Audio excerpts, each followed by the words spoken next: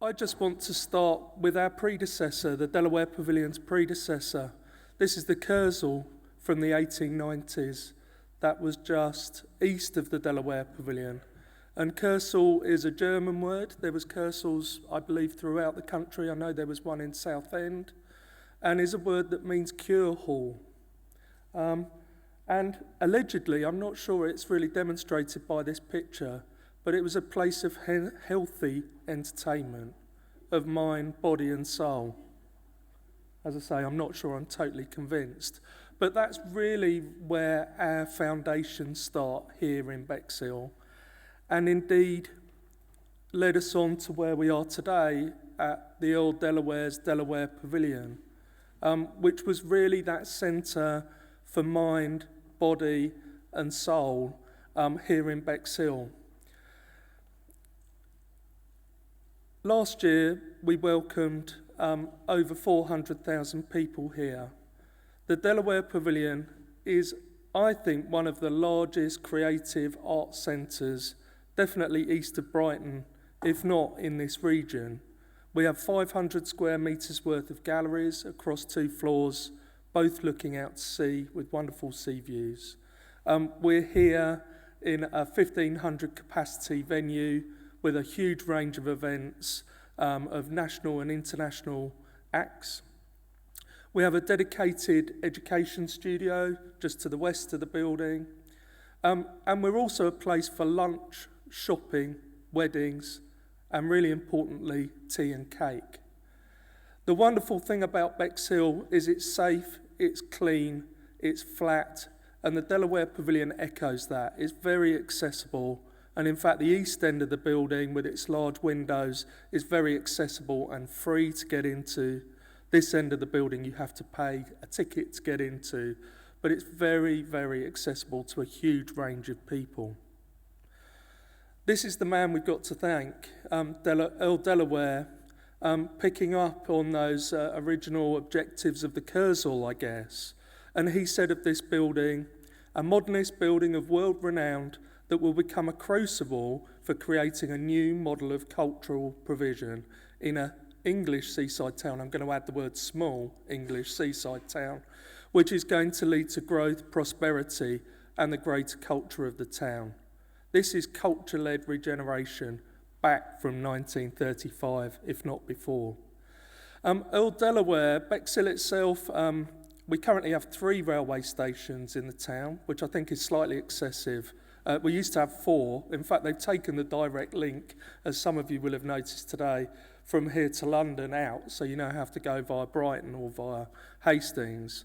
But there was lots of private schools here.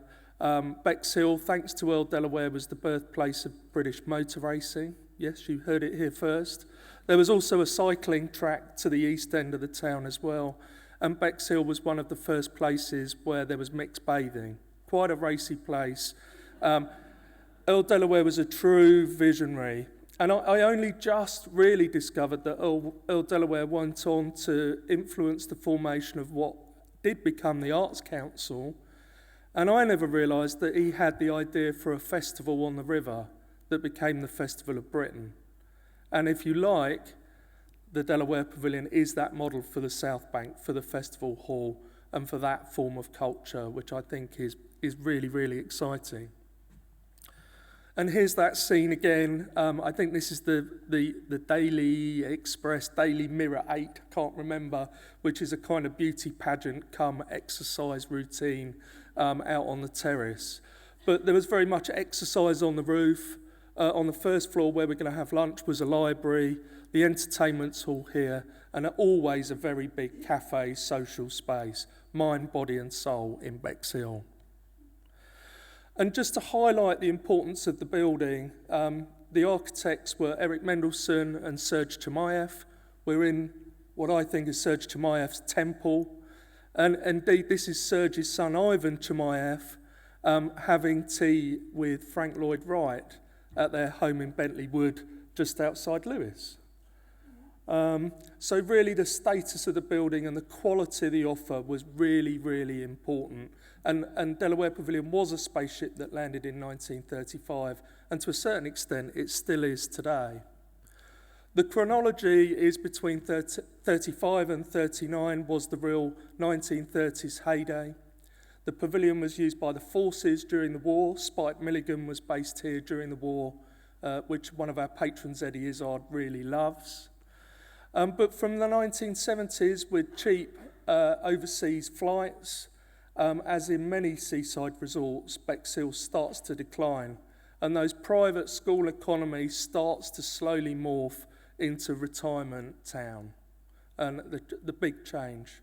The business model for the pavilion starts to spiral. The local authority are putting millions of pounds into the organisation. The building becomes semi-derelict as it goes forward, and is kind of used as a lowest common denominator village hall, which again, referring to the previous slide, is a bit of a shame. There was a great group of friends. This is local community-led group of friends led by a councillor, got the building listed in 1986, and then in 1998 came the rather wonderful Wetherspoons threat that they were going to turn this wonderful building into a Wetherspoons. In a way, that was a really fantastic thing because it got Jonathan Glancy and Richard Rogers and Dennis Lasden and all those people completely behind the pavilion to make sure that it was saved and it was used to its best effect. In 2003, the Independent Charitable Trust was formed, and they raised just under £10 million to refurbish the building, with a reopening in 2005. We're now in 2015, with 10 years since the refurbishment and the 80th anniversary of the Delaware Pavilion. As I mentioned earlier, 390,000 visitors, despite it being a little bit difficult to get here. 50,000 tickets sold to events in this space. We're open almost a third of the year, and over 6,000 participants in our L&P programs. It hasn't always been plain sailing though. In the depths of the recession, with the stresses on public funding, the Delaware Pavilion went through what was quite a difficult point. With a major in a contemporary visual arts program, we were seen as being rather elite. We were in our ivory tower, we were on our lofty perch. We were wary of local audiences, and local audiences were wary of us. As a result, our commercial business struggled. We had an irregular live program. We were seen as never having the lights on, never being open in the evening. And indeed, there was very little audience engagement outside a young people's program. Of course, there was reasons for all those things. Part of this was about culture change. It was about moving from that derelict, semi-derelict village hall into a world-class venue. And there was change that involved, and we know that small seaside towns like Bexhill don't necessarily like change. But it wasn't a very nice position to be in. So we knew that there was a mismatch. We actually knew that the £9 million, the new management, I was down from London as many of my colleagues were. We weren't local people, and contemporary visual art was seen as a threat to people's memories and their relationship with the pavilion. We were really lucky. Then this happened. This is 2012. This is Richard Wilson's "Hang on a minute, lads, I've got a great idea." It's the final scene from The Italian Job. It was part of the Cultural Olympiad. It was red, white and blue flag waving, going for gold. The gold was in the back of the bus, hanging off the back, as many of our Olympians were. And for us, it was a project that had been in development for a number of years, for about 8 years, and we hadn't managed to realise. What was really important about it is that harsh north facade of the pavilion and the tarmac of the car park that is so unwelcoming was suddenly animated. Rather than having our back to the town, we were facing and embracing the town and all who came into the town. It was a real magical moment. We also, I think, got off our lofty perch. And as you can see, this is a mini day where we wanted to fill the car park full of minis. We decided to have a bit of fun. We relaxed slightly. At the same point, we realised what had happened there. I should say that Richard Wilson's project was dedicated to my predecessor, Alan Hayden. who'd been responsible for raising the money for this project and who very sadly passed away in 2011. I'd been here since the reopening and was really pleased to take the reins over from Alan. I understood what was going on here, but I also understood that we needed to make some changes and we needed to tweak that business model. I'd also run an economic impact study in 2007, and even though you can prove for every £1 invested of public money you get £7 back, shall we say, in that climate of 2008 it was, 2011, really people didn't care too much about that.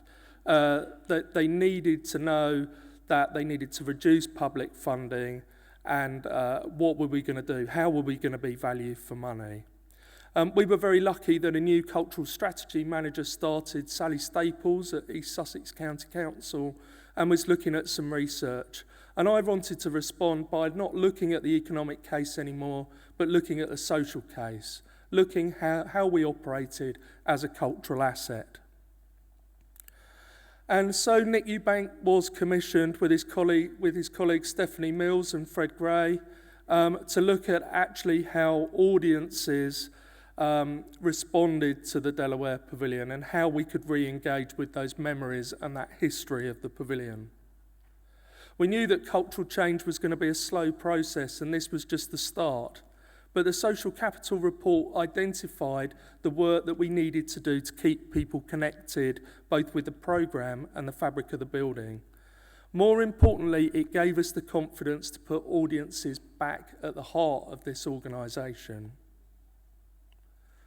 Nick did lots of research, mind mapping, questionnaires, volunteers, diaries of how people use the building. And I think this word cloud sums things up. It's really interesting, actually, that exhibitions is the largest word. And actually those things that people actually were quite defensive about, the contemporary art, they were actually bringing to the heart of what they really appreciated about this organisation. And so this is Bridget Riley's exhibition from earlier this year. Over 60,000 visitors to that show of national and international quality. We also knew that the auditorium was really key. Putting the lights on in here, I think of them as mass social, cultural experiences of people coming to see a gig. This is of Monsters and Men, whether it's UB40, the Royal Philharmonic Orchestra, John Cage, whatever it might be, it's making sure that that programme's varied and accessible and people can come and meet here and have some fun. There's also the potential to do accessible film, and our early film programme was really, really important in getting people across the threshold, and then we wanted to transfer audiences across to the galleries to experience the visual art programme. Nick's just given me the card. I'm just going to whiz through a few last slides just to say how important the view is and the geography, how important the beach is. When people come to us here in Bexhill-on-Sea, they want to have fish and chips, they want to have an ice cream, they want to see a band, they want to see an exhibition. And we shouldn't deny that. It's part of that experience of people coming together, and how important tea and cake is for people looking at that view and contemplating it. And indeed, responding to the health and wellbeing agenda, I know we're going to hear a bit more about, but how very pertinent these are. Connect, be active, take notice, keep learning, and give as principles. And again, we come back to that mind, body, and soul of the 1930s, the quoits on the roof, the badminton on the roof. And we translate that into other activities that we do today, to yoga on the first floor, again, looking out at that view, to being part of Bexhill Triathlon with the Bexhill Lions Club, and how important that is in connecting our communities and using the assets that we have. I just want to finish on just one, I guess the key point that I actually took away from Nick's research. This is a comment from the Project Artwork show, which I hope you'll get an opportunity to see at lunchtime. Please go in, and I know Kate's talking about later. Just that first line, connectivity is really important. For me, we used to run a network and a business model based on centralised networks with one node at the bottom. With one node at the centre. If you take that node away, everything else collapses. If you run a network like a fishing net or a safety net, and you create lots of relationships, whether that's with your community, whether that's with international partners such as Baltic and Tate and etc., etc. Actually, if you take one of those nodes out, it makes you much more resilient. And as a result, we can deliver much more challenging program, high quality program, but for much more diverse audiences. We run a program called Dear Surge, which is a homage to Surge Chimaev, an interdisciplinary program where we've seen audiences go from 5 people to 1,000 people, just because we've really thought about how we connect with that audience and what they want. I should also just refer back to that business resilience and being much more thoughtful socially about how we interact with people. Commercial profits have pretty much doubled. Really, really interesting. So in responding to that public funding climate that we were just hearing from Keith Glazier, we can actually respond, rather than looking at the economic impact and the financial impact, actually we can get a lot more out in terms of commercial return from a social model. Really interesting. I guess I just leave you with the things that are really important to us are a variety of access points for audiences. Not everybody has that visual culture to step into a gallery. And we can deliver from family theatre to experimental art. And secondly, we're in the business of providing experiences for people. Whether it's public money or ticketed money, it's an honest transaction. People want value for money. We have to inspire them, we have to create opportunities, and we have the ability here to create social space where people can meet and develop ideas. Thank you.